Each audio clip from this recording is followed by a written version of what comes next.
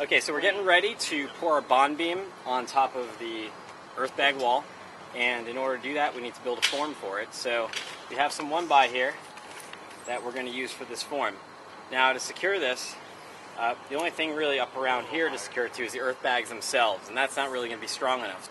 So to secure the form, we're going to be putting stakes into the ground, as you see here, and then running pieces of wood up to the form to hold it in place. So I just made some stakes with an angled cut here, so it drives down to the ground easily. And we're going to be careful not to hit our filter fabric and gravel for our French drain. So I'm going about 2.5 feet out from the back of the house here.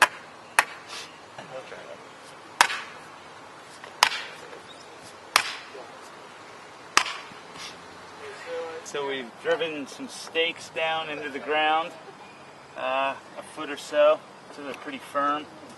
We've got our formwork up here out of scrap wood we're using. Now we just have to brace it down to the ground to hold it when we pour the concrete. So we're just gonna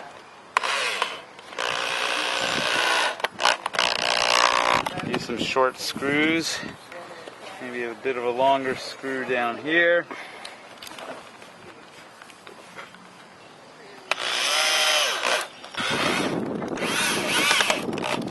There. I don't really care for sitting in front of a computer, which makes Is that what architects do? yeah.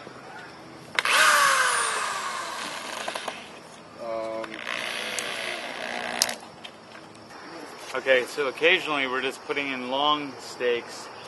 In between these we'll be putting in shorter stakes to hold the rebar, but these long ones are just insurance to stabilize the wall. Yeah, you gotta turn.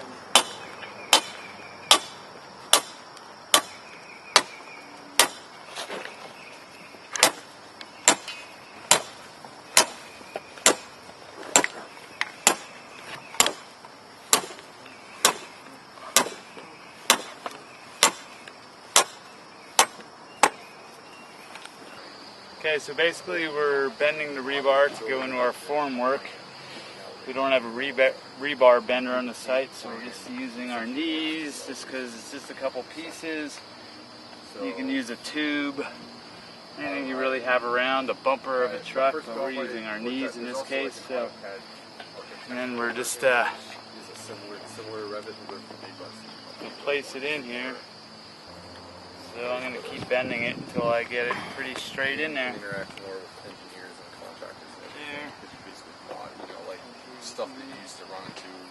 When you finish building your form for a concrete pour, like our Bondbeam here on top of our earth bag wall, generally you're going to have voids because earth bags or tires are an organic shaped material.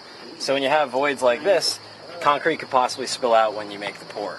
So in this climate, we have really muddy, viscous dirt mud.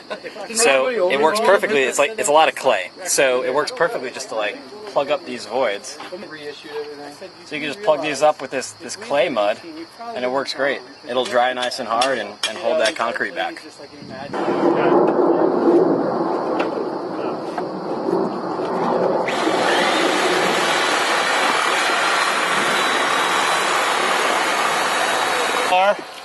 Pouring concrete into our Bondbeam form, encasing the rebar,